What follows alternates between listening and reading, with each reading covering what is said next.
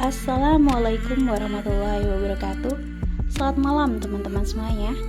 Pada kesempatan kali ini Kak Putri mau ngebawain cerita dari Tismim yang berjudul Lahan Angker Mencari Tuan di Bekasi. Gak perlu berlama-lama, kita langsung ke ceritanya.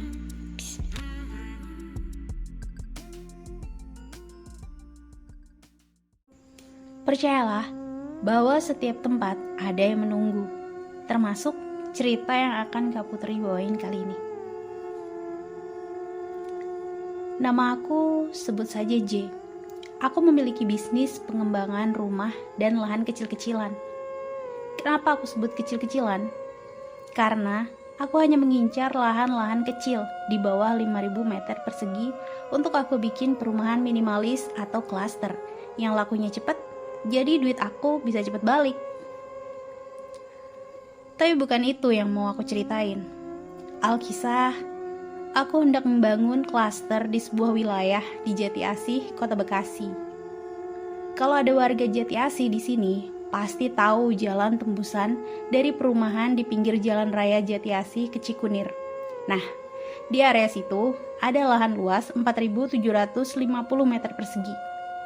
Di sana ditumbuhi pohon mangga yang lebat-lebat. Ada juga pohon rambutan dan nangka.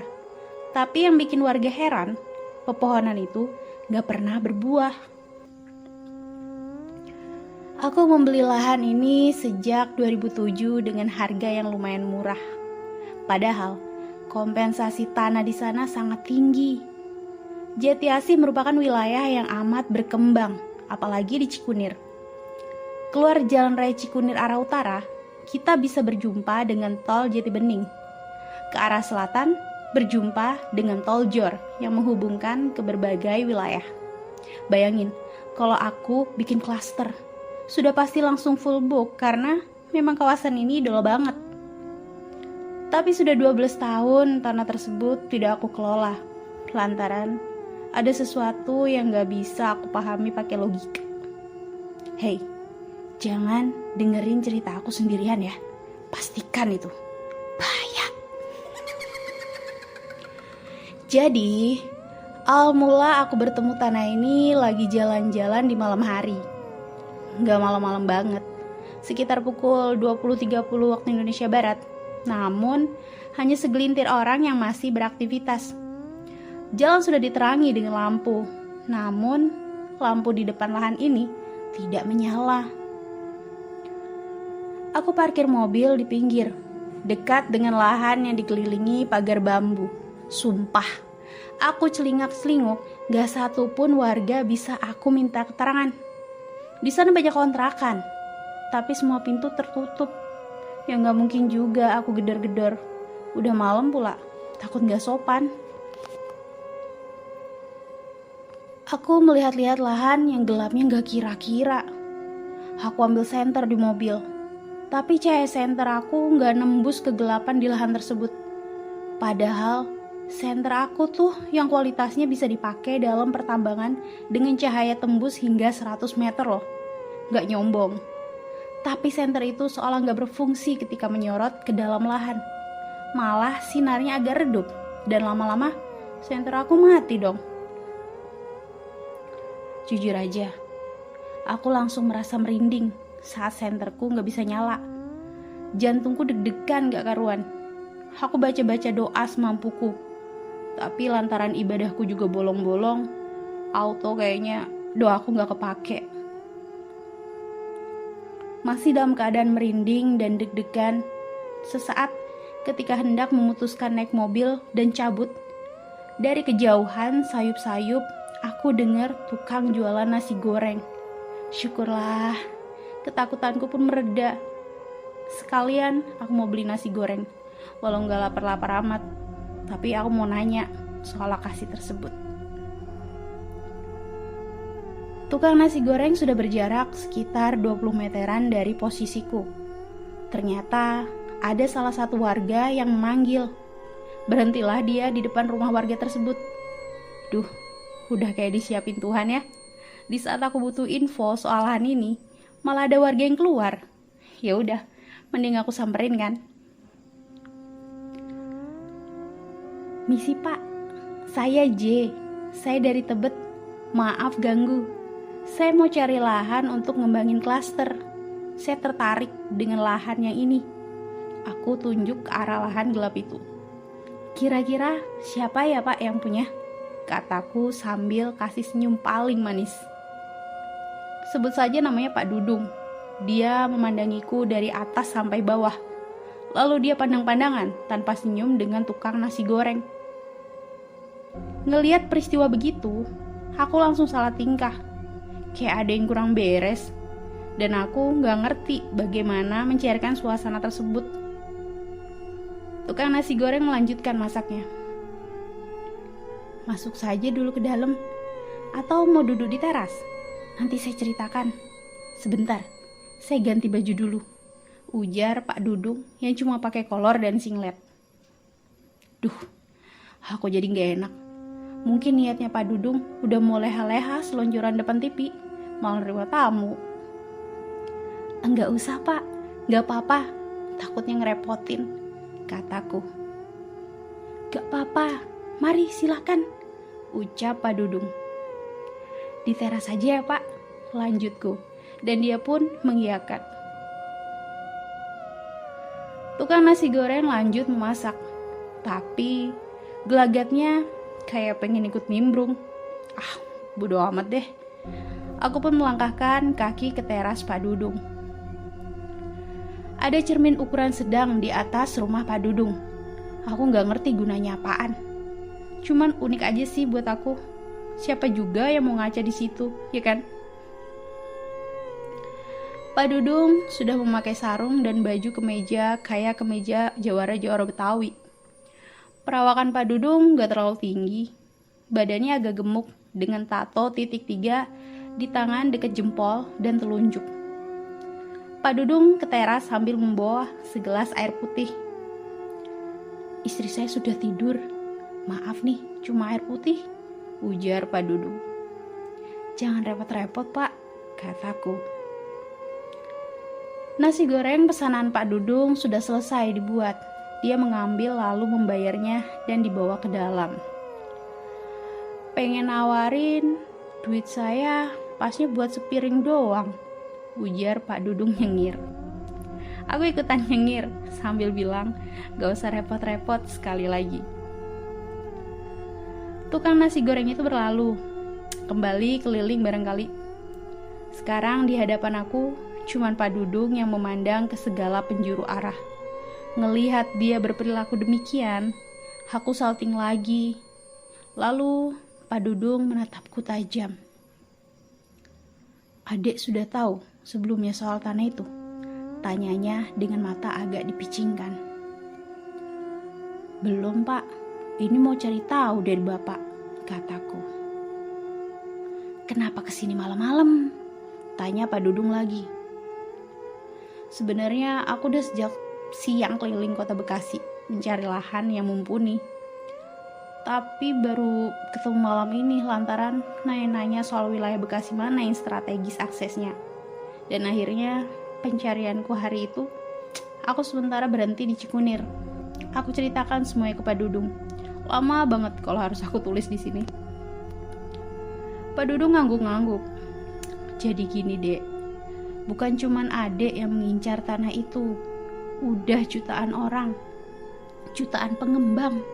Tapi percayalah, gak satupun yang bisa ngebangunnya. Tanah itu emang gak mau dibangun kayaknya. Di sana ada kehidupan yang gak bisa dilihat. Para penghuninya bakal marah besar kalau ada yang mencoba untuk ngebangun," kata Pak Dudung serius. Aku agak merinding sih, tapi demi bisnis, aku gak peduli. Lahan-lahan lain yang pernah aku beli, ada kok cerita yang kayak gini. Namun semuanya berakhir baik. Tapi, kalau adek memang berniat membelinya dan tetap ingin membangunnya, tidak apa-apa. Yang punya namanya Haji A. Saya bisa pertemukan adek sama dia kalau mau. Pemilik langsung. Tapi belum tahu ya, dijual atau enggaknya. Ini nomor teleponnya.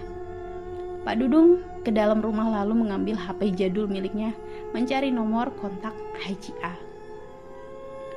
Aku segera menulis nomor telepon dan berniat menghubungi Haji A besok siang.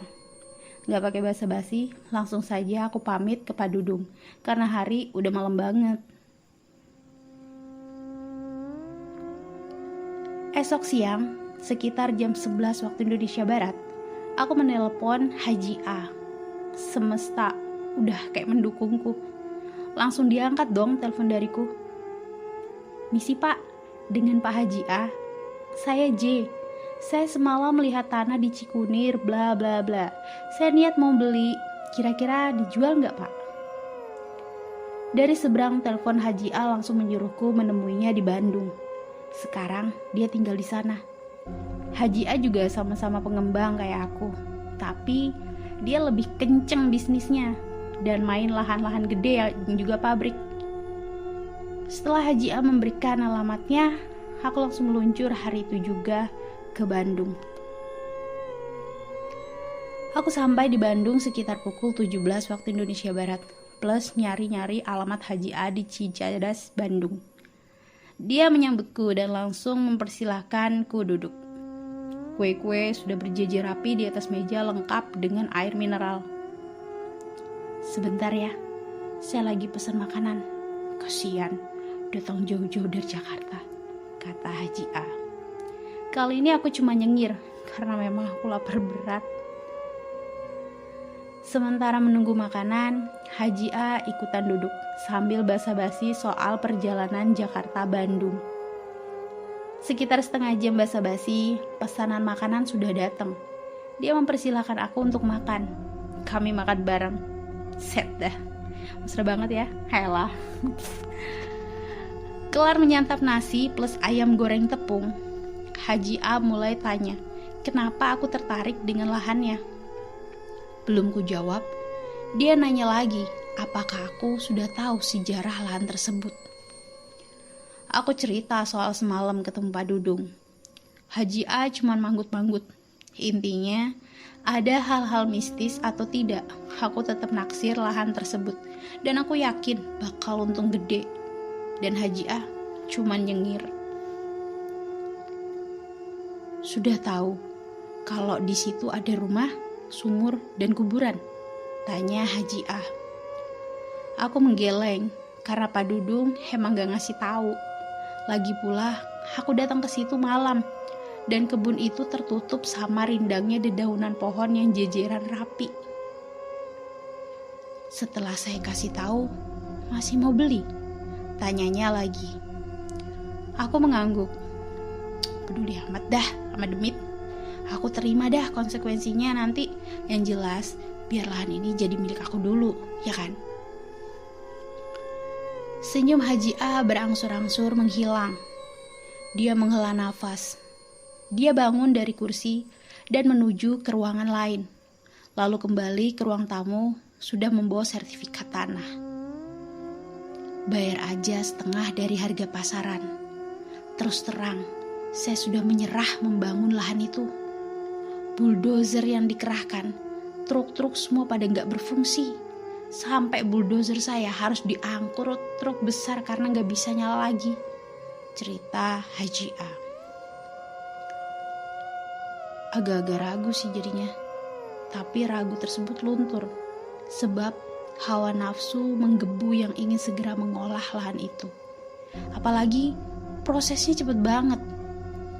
Haji A benar-benar mempercayakan sertifikat aslinya untuk aku bawa langsung dan diverifikasi di Badan Pertanahan Nasional di Kota Bekasi.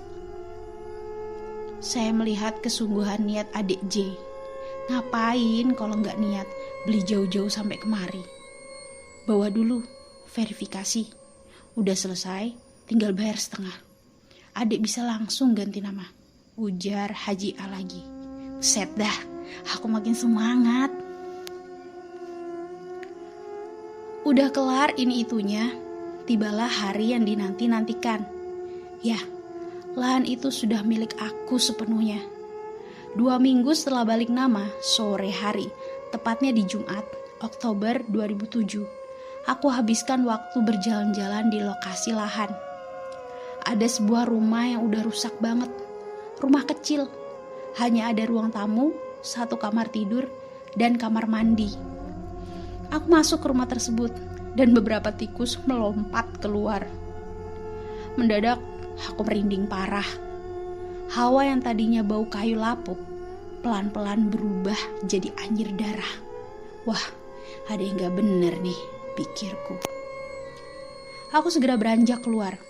Saat aku melewati pintu utama rumah, tiba-tiba tangan kiriku seperti ada yang menggenggam dan meremas.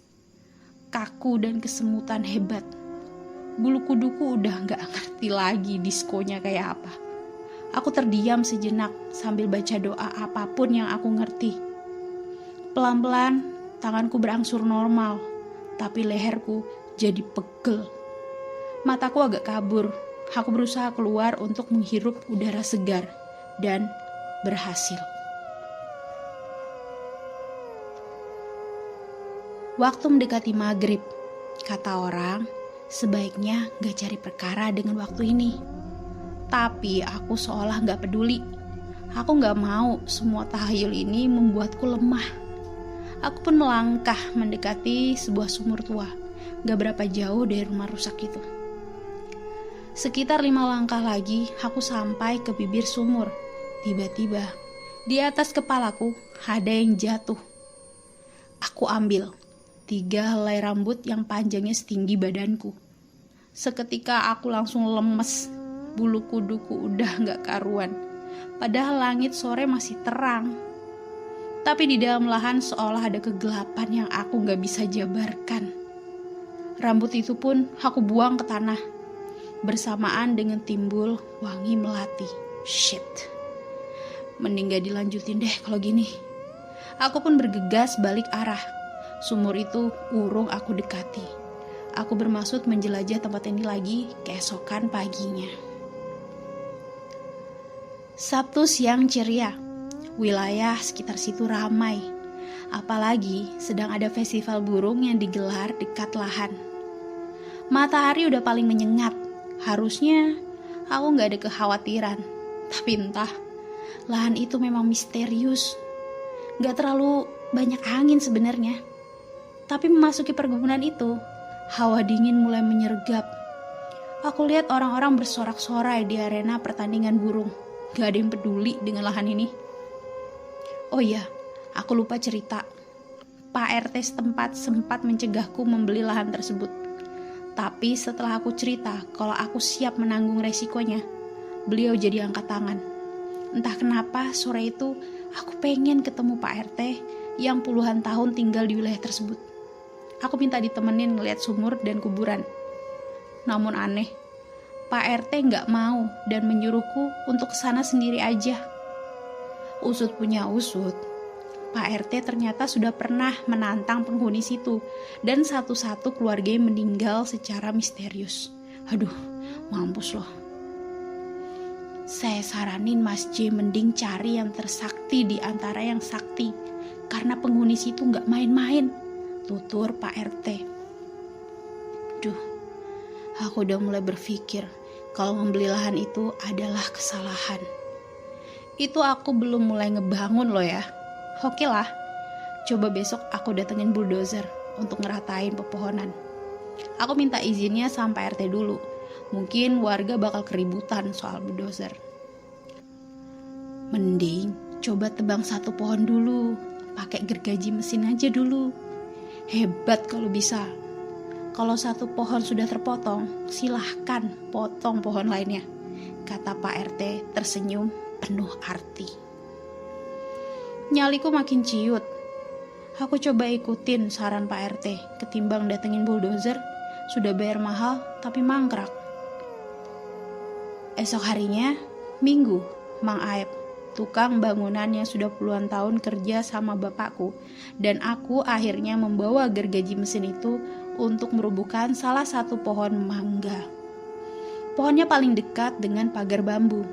Aku ceritakan kepada Bang Aep kalau semua pohon berpenghuni. Hati-hati Mang, kataku.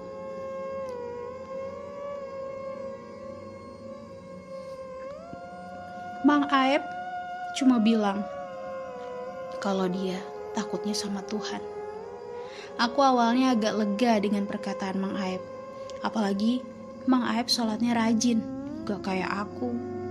Sampai akhirnya dia menyalakan mesin gergaji dan mulai memotong batang utama mangga. Tak diduga, malah gergajinya yang terpotong jadi 2 bagian. Satu bagian mental ke arah tangan Mang Aep dan hampir putus.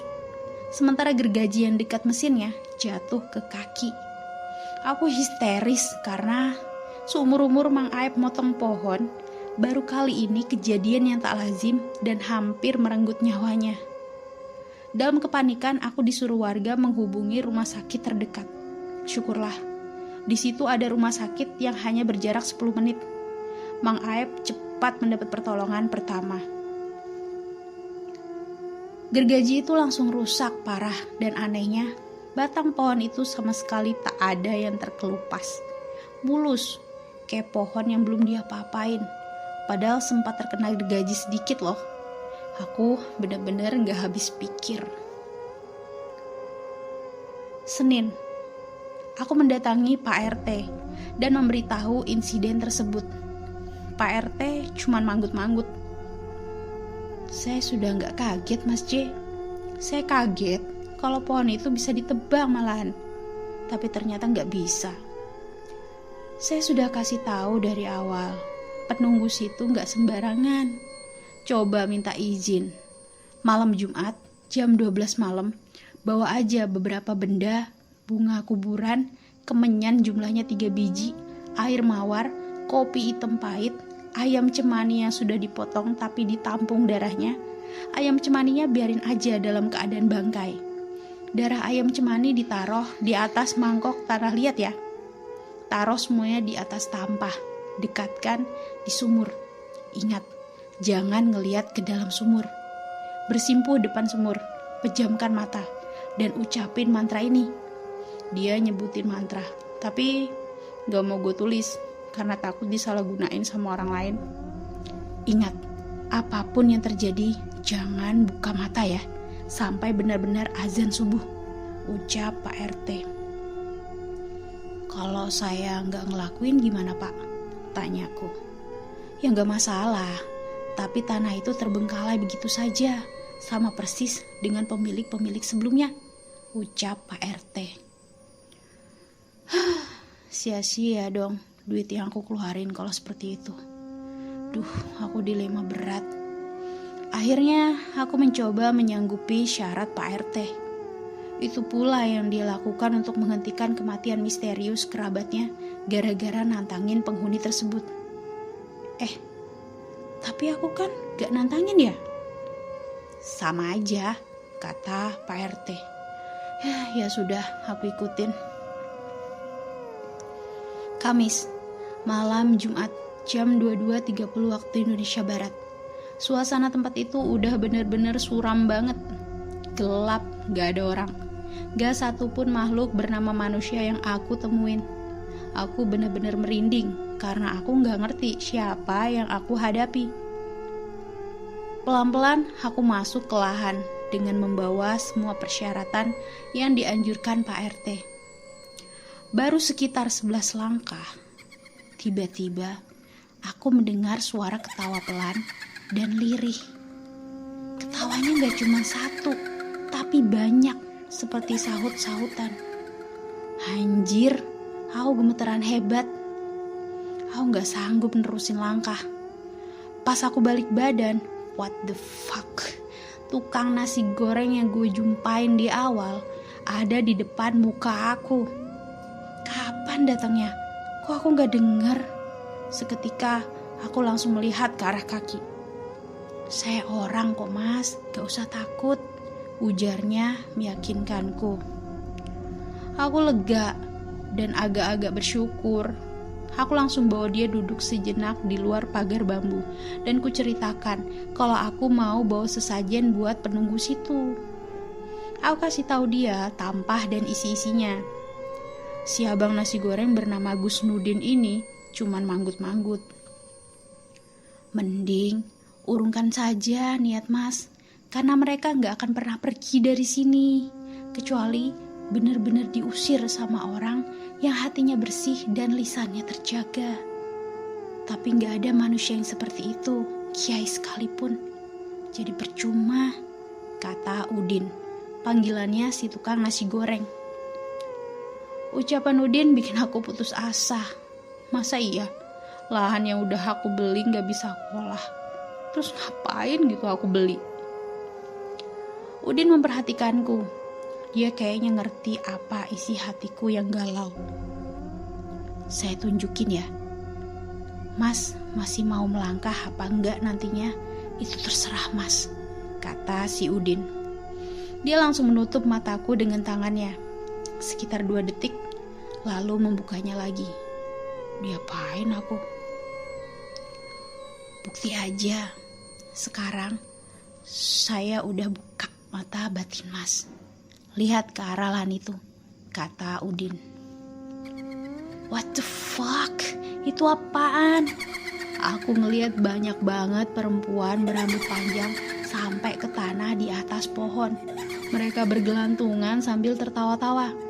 Beberapa ada yang melihat ke arahku. Wajah mereka berdarah, terluka. Bahkan ada yang satu matanya tercongkel. Seketika aku pusing dan hampir pingsan. Tapi Udin berhasil membuatku tetap terjaga. Lalu Udin melemparkan ayam cemani ke arah kebun tersebut dan mereka memperebutkannya sambil tertawa melengking. Di pagar arah utara, aku ngelihat sosok tinggi gede berjalan pelan menghampiriku dan Udin. Udin segera melempar sosok itu dengan darah ayam cemani dan di dalamnya ditaruh kemenyan. Bunga-bunga kematian juga dilemparkan si Udin ke arah lahan, begitu pula tampah-tampahnya. Kuntilanak yang jumlahnya puluhan itu seperti berpesta pora. Saat itulah Udin mengajakku untuk pergi dari tempat itu. Katanya, bermalam di satu rumah warga yang tempatnya gak jauh dari lahan. Lah, apa kabar mobilku? Udah tinggal aja, ambil saja besok pagi. Nyawa kamu sudah diincar, kata Udin. Aku nurut dan gak kerasa si Udin udah lari sambil megang tanganku, anjir. Sudahlah, momen kepepet. Tangan si Udin sampai dingin banget. Mungkin dia lebih ketakutan daripada aku. Pintu kontrakan salah satu warga itu terbuka. Dia mempersilahkanku masuk. Namanya Joko. Joko segera menutup pintu rumahnya. Joko memasang sebuah tulisan di belakang pintu dengan kalimat yang diambil dari Al-Quran. Si Udin kok gak ikut masuk? Lupakan Udin. Nih, minum air ini ya. Kalau ada yang masuk di badan kamu, kamu nanti pasti muntah, kata Joko. Aku nurut, walaupun masih bertanya-tanya kenapa Udin gak masuk. Mungkin dia mau keliling lagi, entahlah. Joko ini kayaknya seumuranku. Dari namanya aku udah tahu kalau dia orang Jawa. BTW, aku gak muntah, jadi aku bersih. Dari kebun yang itu ya? Bawa apa? Ayam cemani. Amis darahnya sampai sini, kata Joko lagi. Aku cuman bengong gak ngerti harus ngapain. Malam ini terlalu aneh buatku, aku gak bisa ngomong. Joko mengajakku ambil wudhu. Aku nurut aja sama dia. Setelah itu aku sedikit lega. Kalau sudah tenang, biar saya cerita, ucap Joko. Aku ngangguk. Pertama-tama, Joko menyebutkan jika Kusnudin sudah tiada. Dan yang nganter gua ke tempat Joko adalah jiwanya. What the fuck again? Aku langsung motong pembicaraan kalau Udin pernah aku jumpai sebulan lalu. Iya, itu masih belum almarhum. Ngontraknya di belakang saya tuh, mau lihat? Joko menawarkan ke aku. Aku menggeleng cepat. Pantesan tangannya dingin. Menurut info dari Joko, Udin meninggal karena kena guna-guna seseorang. Aku sempat mikir ke Pak Dudung atau Haji A, tapi Joko menggeleng dan melarangku untuk buruk sangka ke orang lain. Intinya, yang tadi menyelamatkanku karena jiwanya Udin gak terima kalau aku kenapa-kenapa. Ya Allah, baik banget si Udin. Semoga tenang jiwanya, amin. Udin sempat cerita sama saya kalau ada yang mau beli lahan itu dan orangnya baik, gak neko-neko, namanya Mas J. Saya sempat mendoakan Mas J supaya memang bisa membongkar tempat itu karena memang hawanya bukan main, gelap banget. Tapi ternyata Mas J juga belum dikehendaki sama Allah Subhanahu wa Ta'ala untuk memiliki tempat itu. Kalau sudah dikehendaki, insya Allah tidak ada halangan. Saya dapat wangsit seperti itu dari mimpi, terang Joko. Joko menyarankan aku mandi sebelum keluar dari rumahnya untuk membersihkan hal-hal yang jahat menempel di badan. Dan aku nurut aja. Kelar mandi, Joko memberikanku seperangkat baju koko dan kain sarung. Dia menyarankan baju yang kupakai sampai dalemannya ditaruh di kantung plastik lalu dibakar. Dan aku nurut lagi aja. Sayup, azan subuh pun kedengaran. Joko ngajak aku sholat. Aku ikut. Lumayan tenang ketika selesai sholat. Kelar sholat, Joko sudah mulai berani membuka pintu kontrakannya. Memang hawanya tak lagi menakutkan seperti tadi. Sudah berbeda. Sambil membuat kopi, Joko menyarankan agar lahan itu dijual kembali. Gak perlu serakah. Lahan itu memang sedang menunggu pembeli aslinya yang bisa membebaskan jiwa-jiwa orang yang ada di dalamnya. Itu bukan sembarangan lahan. Siapa orangnya juga sudah disiapkan oleh Tuhan. Tapi yang pasti bukan Mas. Jual lagi aja. Semoga yang membeli selanjutnya adalah pilihan Allah untuk keselamatan jiwa-jiwa itu, kata Joko. Aku penasaran kenapa Joko ngerti sampai sebegitunya, sementara dia warga pendatang. Joko mengaku terbiasa berkomunikasi dengan mereka yang tak kasat mata. Jiwa-jiwa di lahan tersebut merupakan tumbal seorang dukun sakti yang tinggal di rumah rusak yang ada di dalam lahan perkebunan. Dan bisa ditebak, kuburan itu merupakan kuburan si dukun. Sementara dukun mengoleksi tumbalnya di dalam sumur. Karena tempat itu memang penuh dengan warga astral. Gak ada untungnya memaksakan diri. Kecuali Mas memang ingin membangun tempat yang digunakan sebagai sarana ibadah. Mewakafkan tanah itu untuk umat. Beda lagi ceritanya.